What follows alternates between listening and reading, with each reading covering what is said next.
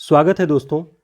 हिंदी साहित्य के चुनिंदा प्रश्नों की दूसरी श्रृंखला में आज हम सभी तार सप्तक के कवियों के बारे में जानेंगे।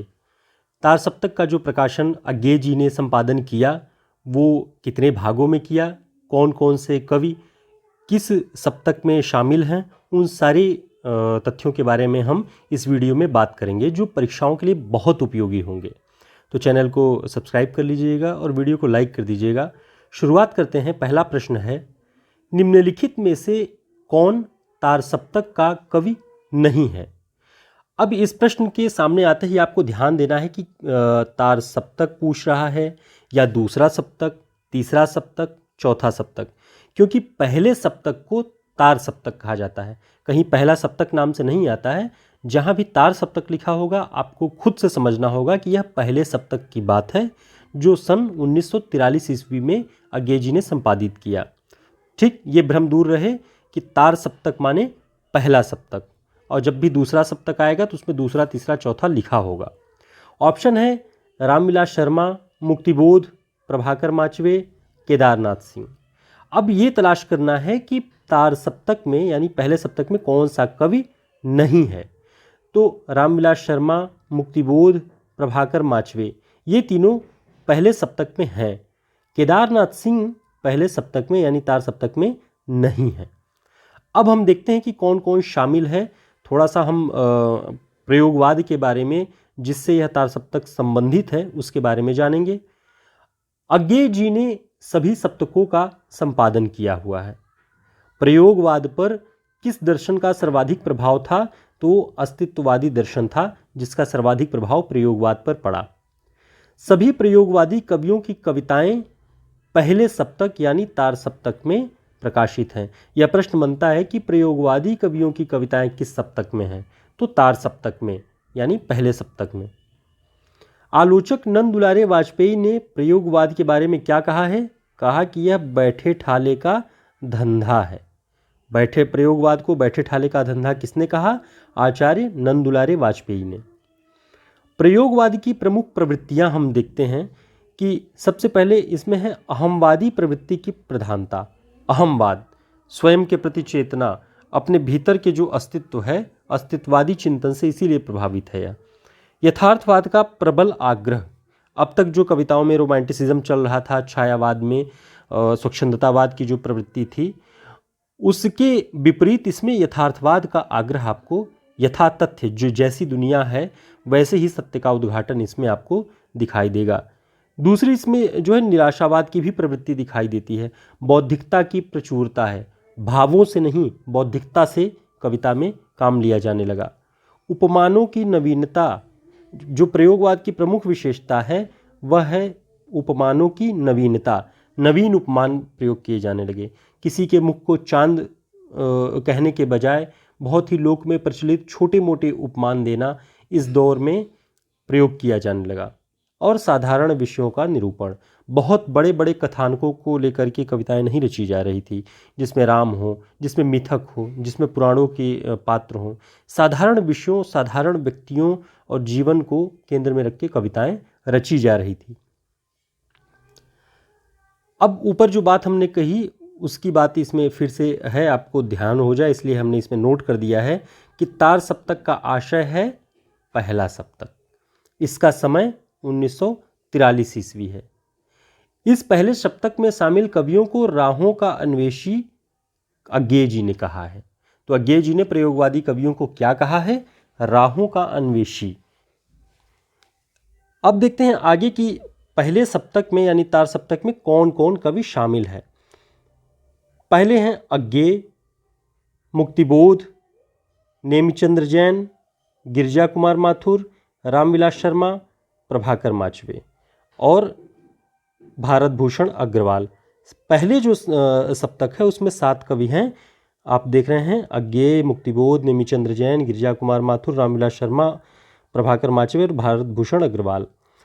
ठीक, अब इसमें हम प्रमुख जो अज्ञे की रचनाएं हैं, आंगन के पार द्वार, कितनी नामों में कितनी बार, मुक्तिबोध की 2 संग्रह, चांद का मुंह टेढ़ा है, भूर भूर खाक धूल, ये मुक्तिबोध के काव्य संग्रह हैं।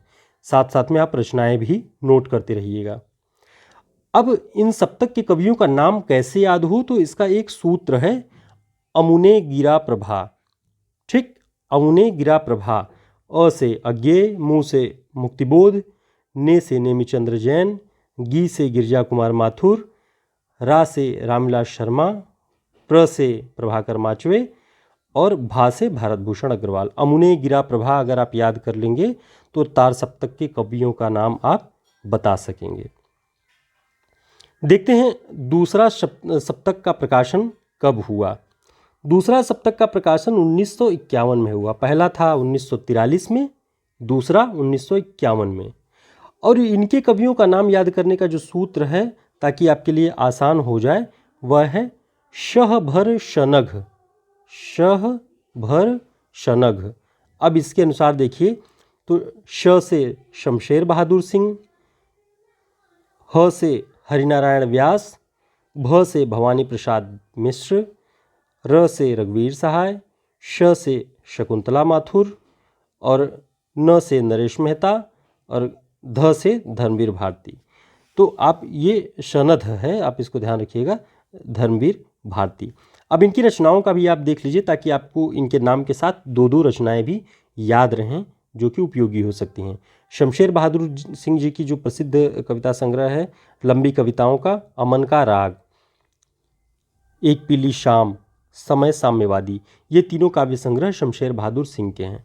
भवानी प्रसाद मिश्र की दो कविताएं बहुत प्रसिद्ध हैं, गीत फरोश और सतपुड़ा के जंगल। रघुवीर सहाय की आत्महत्या के विरुद्ध काव्य संग्रह बहुत प्रसिद्ध है।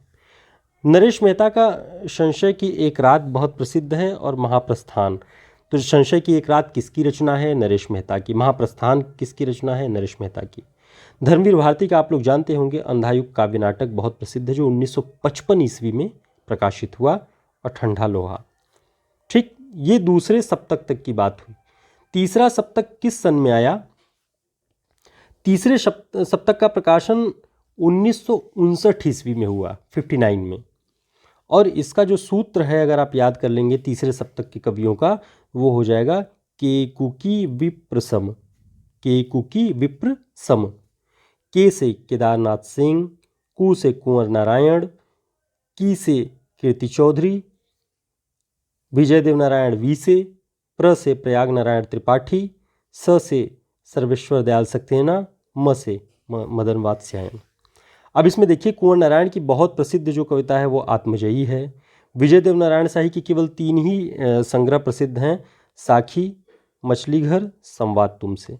तो इन्हें भी आप साथ साथ में याद रखिएगा ताकि कुछ प्लस पॉइंट में आपके पास चीज़ें मिलती रहें। तो सप्तक के कवियों के साथ उनकी कुछ कुछ रचनाओं को भी आप ध्यान रखिएगा। ये हुई तीसरे सप्तक की बात। चौथे सप्तक का जो सूत्र है, यह पहले तो ध्यान रखिए कि 1979 ईस्वी में 1979 में इसका प्रकाशन हुआ, और सूत्र है श्री अरा सुरा स्वन। श्री से श्रीराम वर्मा, अ से अवधेश कुमार, रा से राम कुमार कुंभज, सु से सुमन राजे।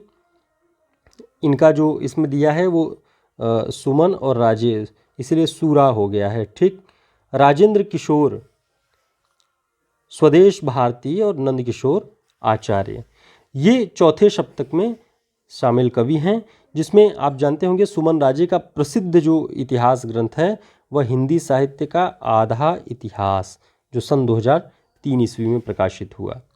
तो सुमन राजे ने लिखा हिंदी साहित्य का आधा इतिहास। दूसरा इतिहास बच्चन सिंह ने लिखा है, आधा इतिहास सुमन राजे ने लिखा हुआ है। नंद किशोर आचार्य के बारे में हम देखें तो नंद किशोर आचार्य का जो हाल ही में 2019 में एक कविता संग्रह आया, छीलते हुए अपने को, इस पर उन्हें साहित्य अकादमी का पुरस्कार 2019 में मिला। तो ये भी आप ध्यान रखिए कि चौथे सप्तक के किस कवि को साहित्य अकादमी का पुरस्कार मिला 2019 में। तो उनकी रचना छीलते हुए अपने को 2019 में साहित्य अकादमी का पुरस्कार। तो आप इन्हें भी याद रखिएगा, ये बहुत ही महत्वपूर्ण तथ्य हैं। तो उम्मीद है आपको ये चारों सप्तक के तथ्य समझ में आए होंगे। उनके कवियों के नाम भी आपको याद होने के सूत्र साथ में दिए हुए हैं, और ये सूत्र बहुत प्रचलित सूत्र हैं जो कि लगभग हर टीचर आपको ये बताएगा। और बहुत आसान भी है इससे आपको याद करना।